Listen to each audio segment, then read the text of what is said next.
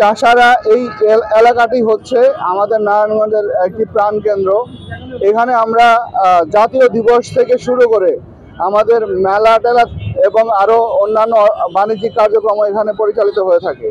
সুতরাং আমি এবং এসপি মহোদয় আমরা এই চাষারা এলাকাটাকে একটা নিরাপত্তার চাদরে আমরা ঢেকে দিতে চেয়েছি।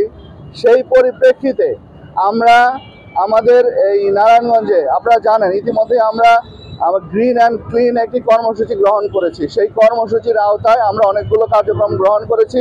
সেই প্রেক্ষাপটে আজকে চাষারাতে এই শহীদ মিনার থেকে শুরু করে বিজয় স্তম্ভ এবং এই ডাক বাংলো মোড় পর্যন্ত, এছাড়া এই পাশে হচ্ছে বালুর মাঠ পর্যন্ত, নূর মসজিদ, এখান থেকে চাষারা থেকে নূর মসজিদ পর্যন্ত, চাষারা থেকে মিশন মোড় পর্যন্ত, চাষারা থেকে আর্মি মার্কেট পর্যন্ত, এই সমস্ত এরিয়া আজকে আমরা সিসিটিভির কাভারেজে নিয়ে আসছি। আমরা চাইলেই এখন এই এরিয়ার মধ্যে কেউ কোনো ক্রাইম করলে আমরা তাকে ডিটেক্ট করতে পারবো। এছাড়া কেউ যদি যত্রতত্রভাবে কোনো অবৈধ পার্কিং করে আমরা সেগুলো ব্যবস্থা নিতে পারবো। ধন্যবাদ। আমরা প্রায় 16টির মতো সিসি ক্যামেরা লাগিয়েছি। আমরা একে এই পুরো শহরটাকে সিসি ক্যামেরার আওতায় নিয়ে আসবো ইনশাল্লাহ।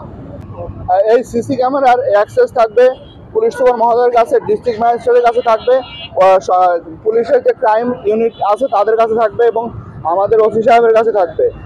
আর আমরা আমাদের যে সংশ্লিষ্ট এডিএম আমাদের অ্যাডিশনাল ডিস্ট্রিক্ট ম্যাজিস্ট্রেট তার কাছে থাকবে। সুতরাং আমরা অনেকগুলো যেহেতু উইন্ডো আছে, সুতরাং সাধারণ মানুষের একটি স্কোপ থাকবে তাদের কাছে যাওয়ার, অনেকগুলো যেহেতু উইন্ডো আছে। এই দেখেন আপনাদের সিসি আমার ক্যামেরা। তো শুনলেনই যে আমাদের জেলা প্রশাসক মহোদয় সব কথাই বলেছেন। আসলে এই সিসিটিভির ফুটেজের আওতায় থাকলে আমরা তাৎক্ষণিকভাবে ব্যবস্থা যেমন নিতে পারবো, কেউ যদি ঘটনা ঘটিয়ে চলেও যায় তাহলেও তাকে আমরা পরবর্তীতে আইনের আওতায় আনতে পারবো। তার কারণে এই ফুটেজগুলো সব আমাদের কাছে স্টোরেজ করা থাকবে। সুতরাং আমি আশা করি যে নারায়ণগঞ্জের এই যেসব অপরাধ প্রবণ এইসব পয়েন্টগুলোতে অপরাধ অনেক কমবে বলে আমি আশাবাদী।